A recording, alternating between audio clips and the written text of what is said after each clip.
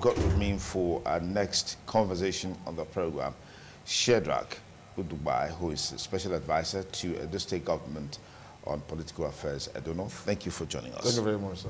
I also have with us here a member of the APC, Barrister Felix Isse, who is now based in the UK, apparently here as part of his engagement to ensure that we have meaningful conversations and discussions on the elections proper. But Felix, thank you for coming. Good morning. Thank you for inviting me.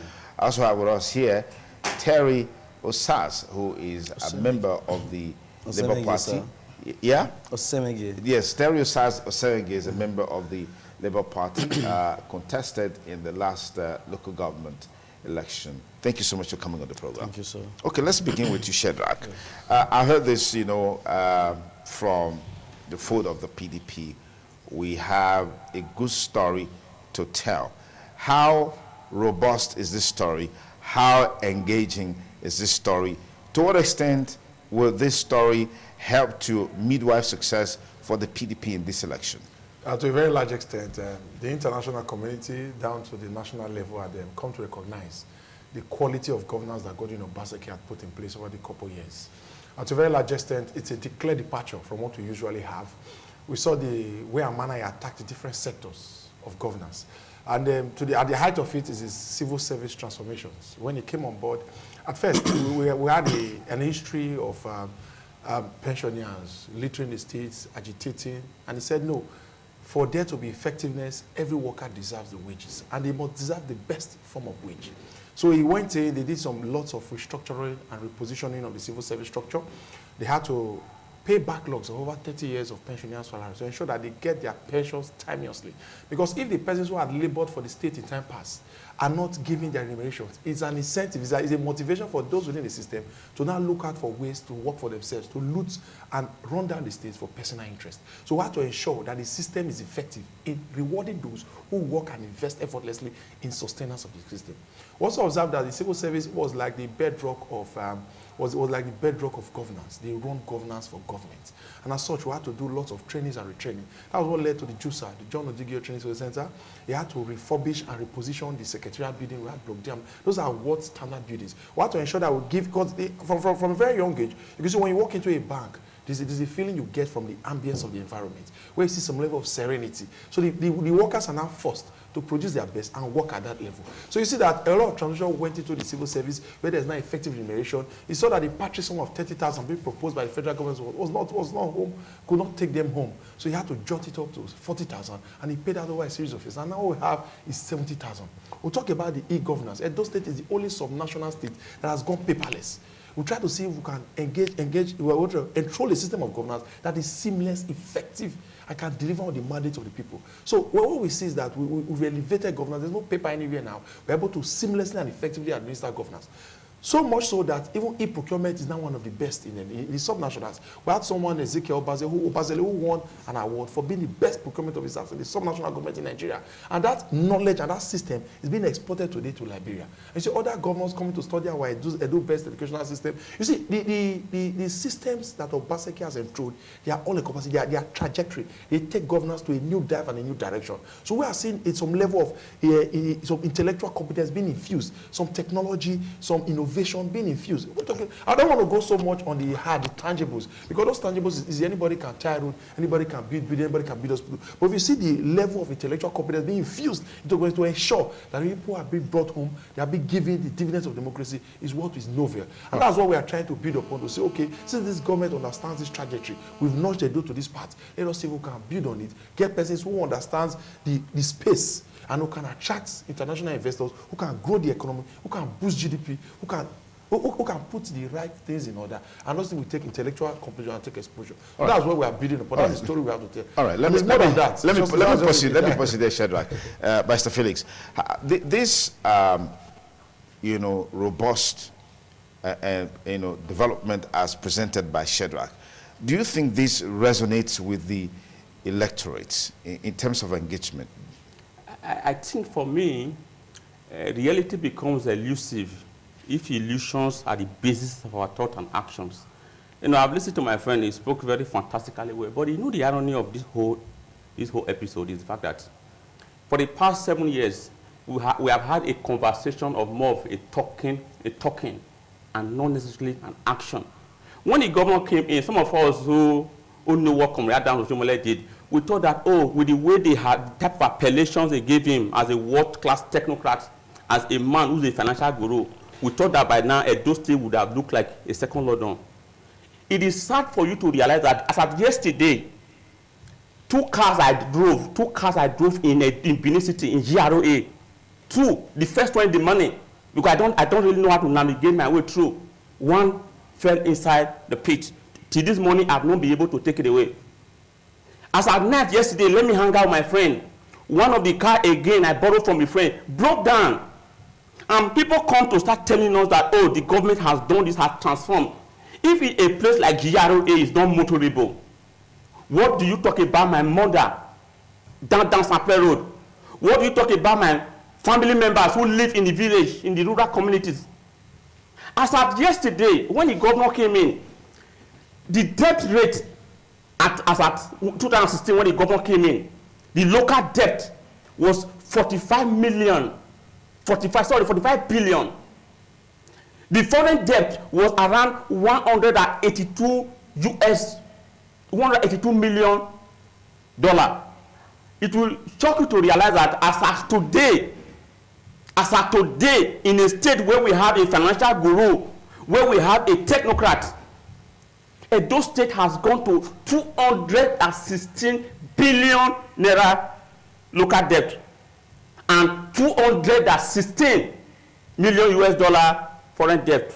So the question is, when you say it increased teacher salary, it increased worker salary, which sensible government will borrow money to pay salary?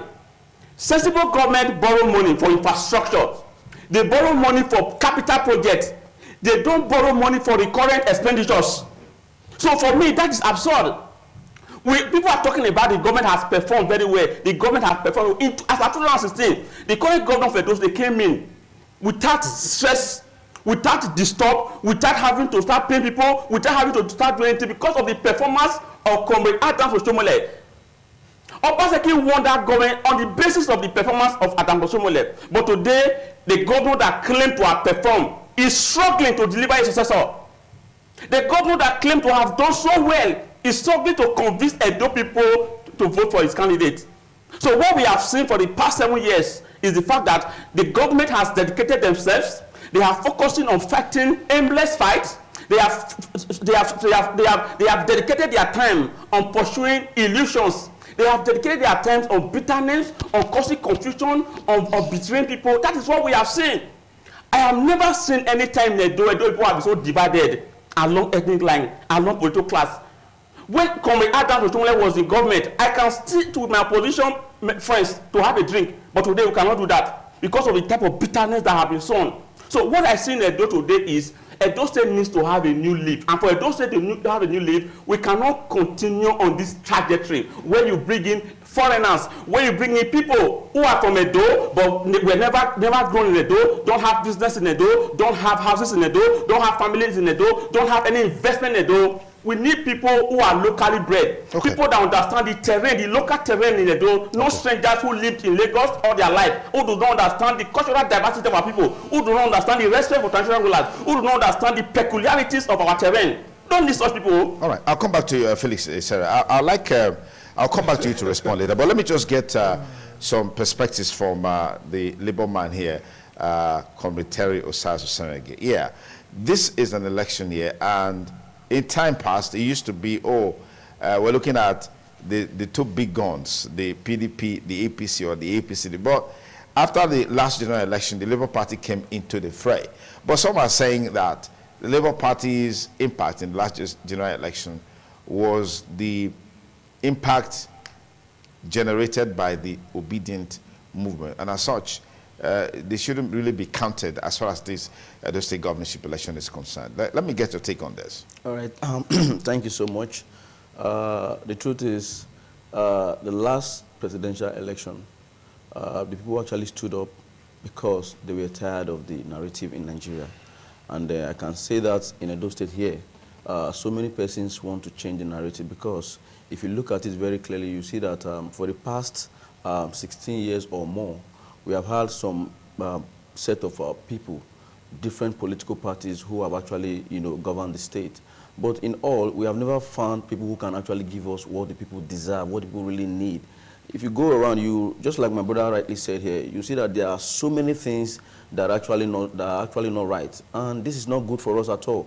And the people here in Edo State also want to replicate what they did in the last presidential election, because for them, they want to change the narrative too. They want to see if Labour Party can do better than other parties. So I can tell you for sure that this coming election, the people are actually going to vote for Labour Party. And it's not like you said that people said that Peter Obi, the obedient movement is gone. No, the obedient movement is still here, very much here, because this set of persons are the people who are yearning for good governance, people who want to see the society move forward. And for Edo State, PDP have ruled, APC have ruled, and till this point, we all are still, looking for, the way forward. If you look at road, no electricity, so many things are bad, and so therefore, the people want to change the narrative to see how they can actually, get good dividends of democracy. So for Labour Party, we are actually not giving up. We are going to ensure that we reach out to the people to ensure that they vote for us. And we are very confident that in this coming election, Labour Party is going to have it. All right. Let's keep it at that and look forward to how all of that pans out in the election proper on 21st of September. But let me get you to respond to some of these perspectives that have been shared. Yes. Yeah, you see, when my brother started speaking, my brother Felix, he started by saying he drove 2 cars in the last 24 hours. He drove the first one in the night and openly entered the ditch and blamed Obaseki. He drove the other one for the next morning and the car is broken down. So a man who drives the car in 24 hours and the 2 cars are that tells you that the man cannot. You have eyes, you have Apollo, your eyes not permit. And yes, you are driving recklessly and damaging your vehicle and you are blaming the state government. The same because we have bad roads. That's what I'm telling you. The same you guys play like blame my father. You don't have Apollo, you don't have problem. Then he went on to speak about those state debt. And I begin to wonder. Ask my brother, what was the IG, the general generated revenue before Godin Obaseki came on board? See, we were in a state where we had lions and tigers. We had persons who we had non-state actors who heads well of the internal generated revenue of this state. We had non-entities, never do well, who were raking out billions of nairas, buying houses in Houston, Texas, buying houses in abroad.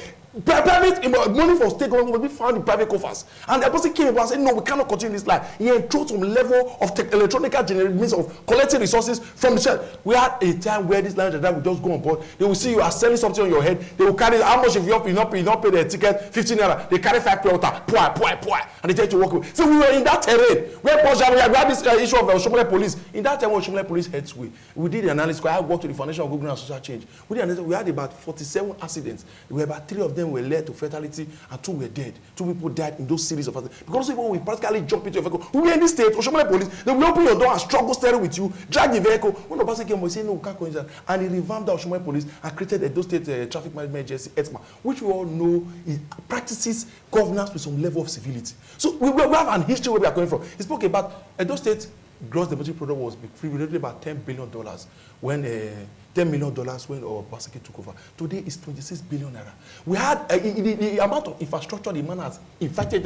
Today we have about 6 Chinese companies all around there producing ceramics, producing glass, producing furniture at different levels. We had during the last time they signed in 4 modular refineries. Edo State attracted 2, one in Orio, one in Bobaka. So the question was asking, what is Edo now doing differently? You know the amount of international generated revenue we have attracted that has boosted it. See, they are arguing these things as though Edo State is just Edo State is a national government. This is all of the Obaseki took governance in a time where we had 33.69% inflation on all level. We had employment at the level of about 60% unemployment. We had inflation. We had naira falling down to all of this were being done by the APC government. See, now, even in Nigeria, the rich also cry. In other states, we are having them ration salaries. So people are paying 50%. So people are negotiating. The federal government is proposing 48%. They are arguing. They are struggling to put 30%.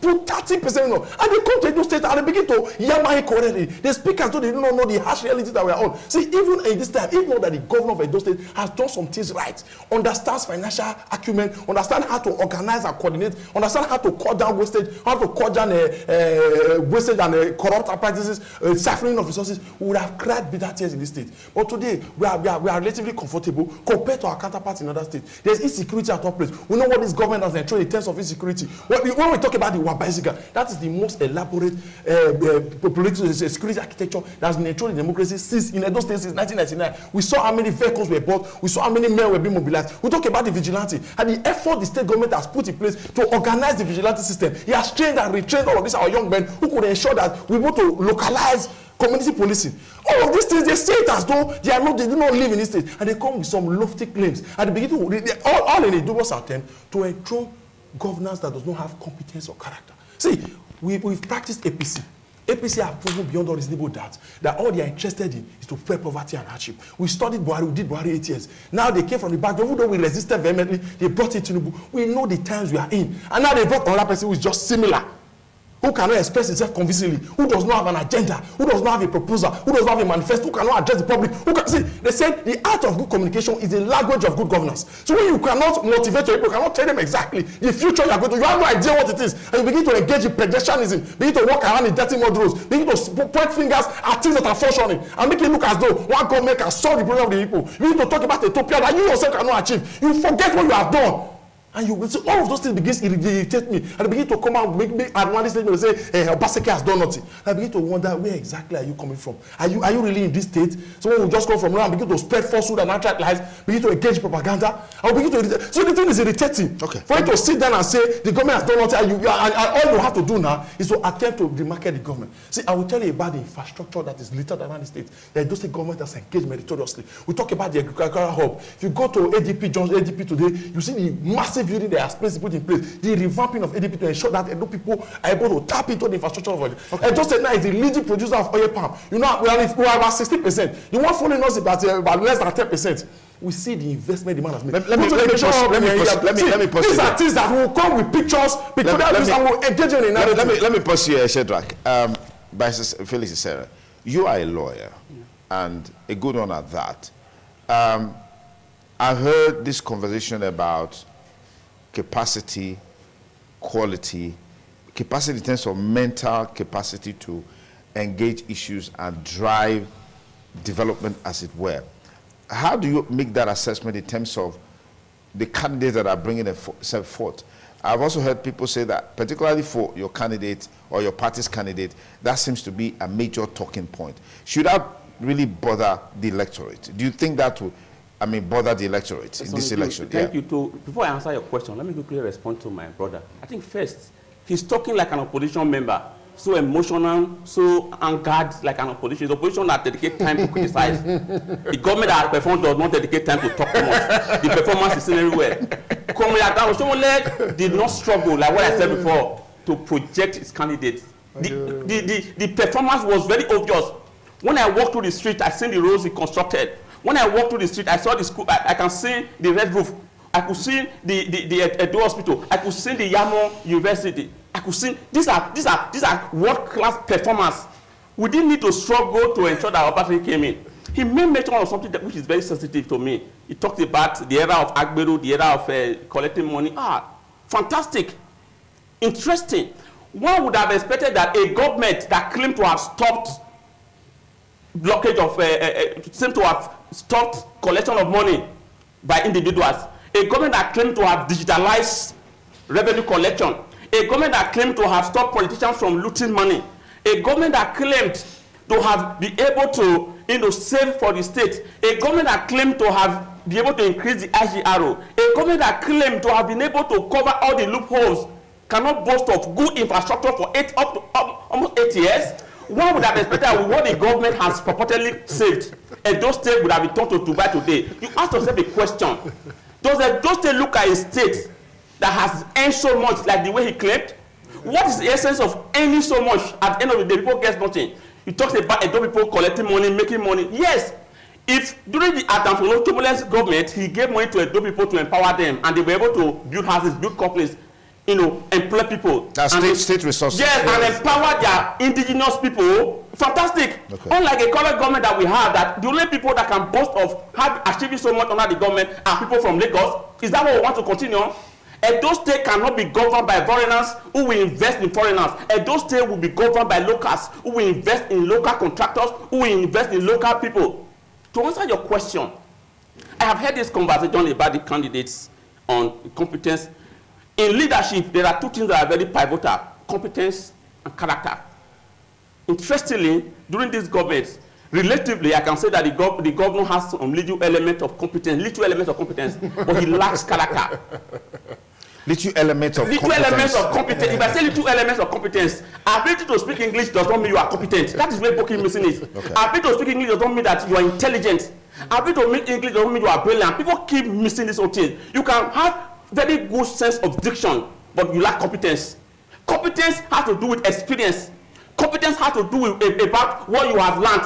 Competence has to talk about your work experience, basically. So when people talk about can speak English, I have worked in different places where the head of the company is not a good speaker. They are very calm. They are very cool. They don't know how to talk. But when it comes to character, when it comes to delivering on the job you give them, when it comes to show of empathy, they are very good at that. So in Edo State, what I keep telling people is that if after 7 years, with the level of good English the governor is speaking, one cannot say that this is how he has been able to convert this good English to affecting the ordinary people. What is the essence of voting for a governor who is very good in English? For me, for my candidates, what I want to say is very simple. People do not understand the place of providence in leadership. If you are a good Christian, you will go to the scripture. You will realize that most of the great men who ever performed very well, most of the great kings who ever ruled out of providence, who became good leaders, were not good speakers. They were not people who were opportune, like the way Ashley Ogodalo is opportune, the way Pastor King is opportune. They came from nowhere. Absalom, David, Moses. These are people who became great leaders from nowhere. They are parading a man who has purportedly held position in a bank without affecting anybody. He has no bank in his village. They are parading a man who they claim to have went to the highest school, but in his village there is no electricity. That's an aberration. For us, we are parading a man who is the product of divine providence. He came from nowhere. He came from nowhere. He took the senatorial ticket of APC. For the first time, he broke the record in Edo Central and won, and became the first APC in Edo Central. He came again now with the level of struggle for APC tickets. People that they thought that were going to get the ticket, they did not get the ticket. It came from nowhere by divine providence. That is what I am telling them. This election, that's what's going to count in this election. Yes, divine providence. It is going to, you know, it's going to count. No. It's going to count because God always elevates great leaders. Okay, let me pursue there. God will vote for him. By Sarah, I'll come back to you in a moment. Let's come to you now, Terry Osamenge. Interestingly, as we engage these conversations, the major talking point as it relates to the Labour Party, as I said before, has to do with the obedient movement. But you said obedient movement is still an integral part of the Labour Party.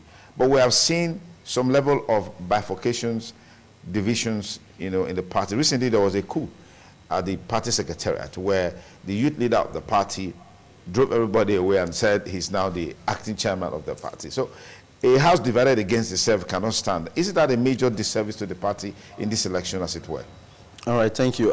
You see, in politics, you cannot take away issue from politics. Politics is synonymous with issues, and the former state youth leader happens to have an issue in the party, which was actually resolved, and he was actually, asked to step down. Actually, it was just, I think he was just asked to, step down for a while the issue would be resolved. Okay. So the next day, he mobilized to the state secretariat and said he's taking over, that he has been appointed as the acting chairman of the party. And if you look at the constitution, that does not go with our constitution. Okay. Because before you do such, you have to look at the constitution. So that actually does not hold water. All right, so what is the agenda of the Labour Party in this election? Okay, for us in the Labour Party, we are actually out to win. And that is why we have actually brought out the best man for the job. If you look at the three candidates, you find out that our candidate happens to be the best. The reason is this. He is the only person among these two other persons who have actually not been in government before and has actually tried to, do his best in wherever he found himself. Now, just last year, I think there was a particular video flying online where you have students sitting on their belly on the floor in a school in, I think in Ewato, Wohimi. And that particular village happens to be the village of the PDP candidate. Okay. And now you could see that it is a shame to have such in his village.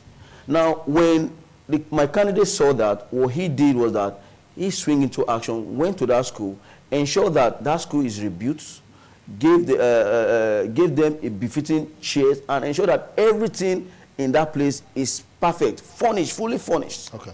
Now, you can tell that that is a man who is really with, and before then, the issue of election has actually not come up. Okay. You understand? Yeah. I think we were just, the primary was about to take place sometime, ago. So, you can see that he is somebody that is willing and ready. And if you look at his antecedents, starting from the days of his little beginning down to when he became the NBA president, you find out that he is somebody that did something that in the history of the NBA, it has never happened before. Okay. He set a standard, and today they are living by that standard. All right. Let me pause it there. We don't have much time, just some few more minutes before we call it a wrap. But let me get you to talk about the position of the electorate in these engagements that we are having. What is the agenda of the PDP in this election? The outgoing governor is not going to be on the ballot. I mean, we don't have the candidates being on the ballot. It's usually the party's logo that will be there. And so how do you think that all of these issues will shape the election in terms of the candidates that have been presented in 1 minute? Yes, I've looked at very carefully about the candidates that have been brought together, presented by the numerous parties that are vying for the seat of the governorship of Edo State.